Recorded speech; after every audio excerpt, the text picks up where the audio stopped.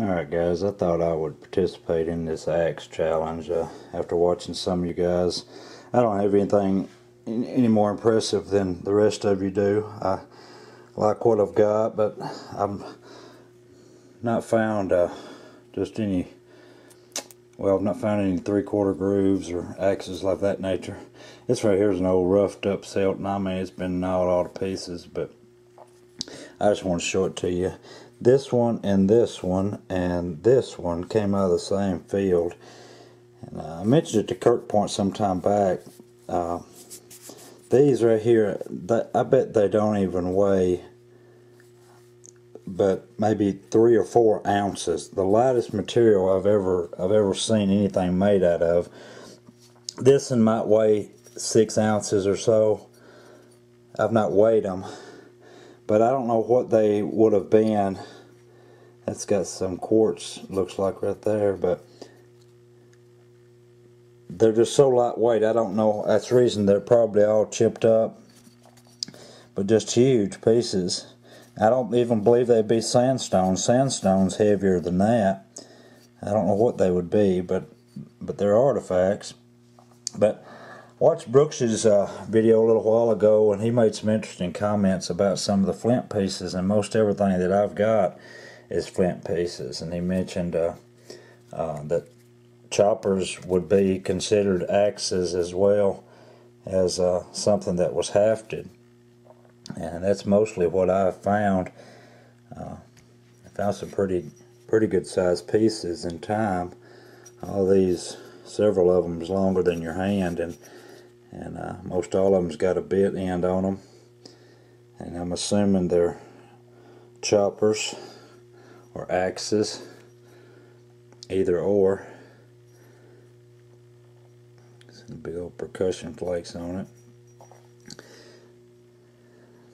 This is just some I've found through the years that I've put back in different places, and I thought I'd pull them out for the challenge. And again, I don't know if they were hafted or not. I heard him mention something about the grinding along the edges of them may indicate, you know, the hafted. But I've only got one after I heard that actually has grinding, and I'll get around to showing it. And I don't know if this is an axe or not. You've seen this piece before in my Val 5, but it could be used as a chopper or something. Maybe just been a scraper. Then again, it could have been hafted too. I just don't know. I don't declare to know, you know, a great deal about anything.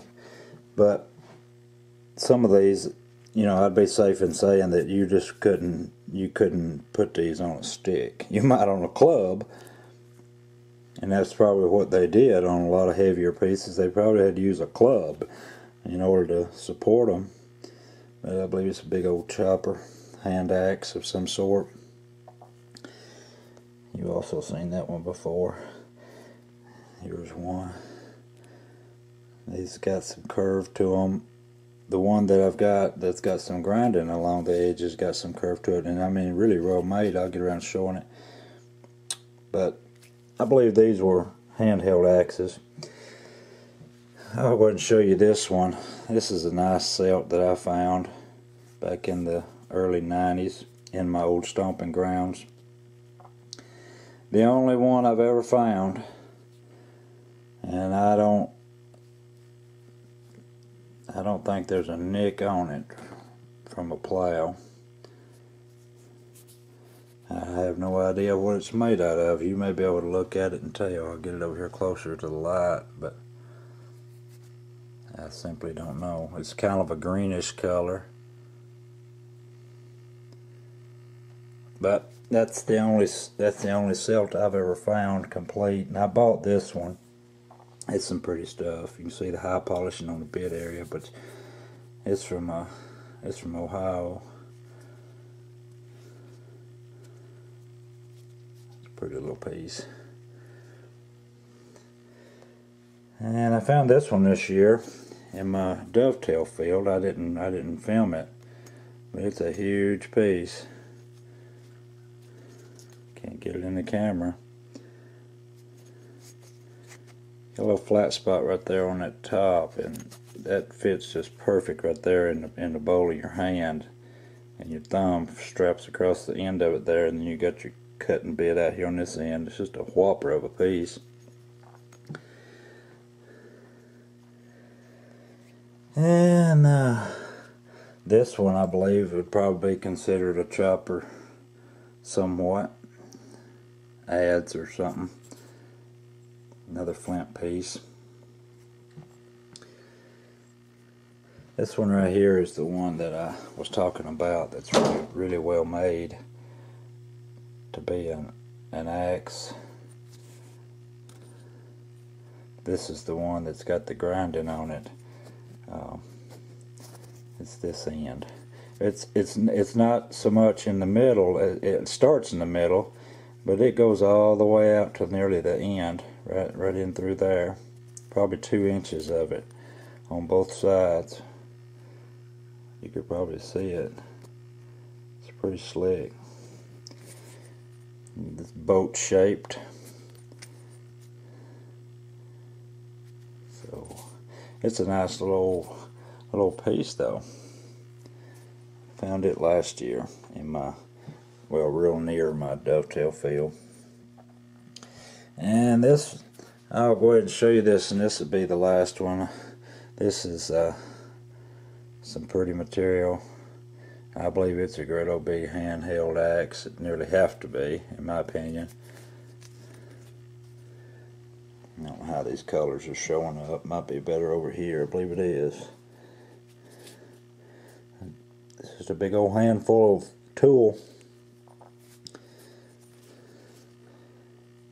I live in an area that's got quite a bit of hard stone, seems like, sandstone and whatnot, but I guess sandstone's considered hard stone. I'm not sure about that either.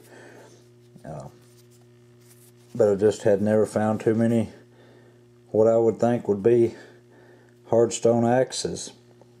So if they didn't have hard stone to make choppers and axes like they needed them for, then they'd had to use, you know, alternative material. And flint was, and chert was, you know, it's pretty much abundant. That's some pretty colors. I'd been proud to own that if I was an Indian.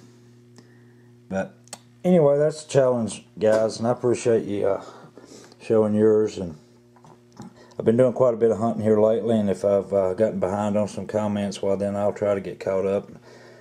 May or may not, but I'd rather be hunting. You understand that? I'd be out there today, but it rained me out. I had intentions of going back to where I went yesterday. You that saw the video, a place I called, for now, 10K, the 10K property.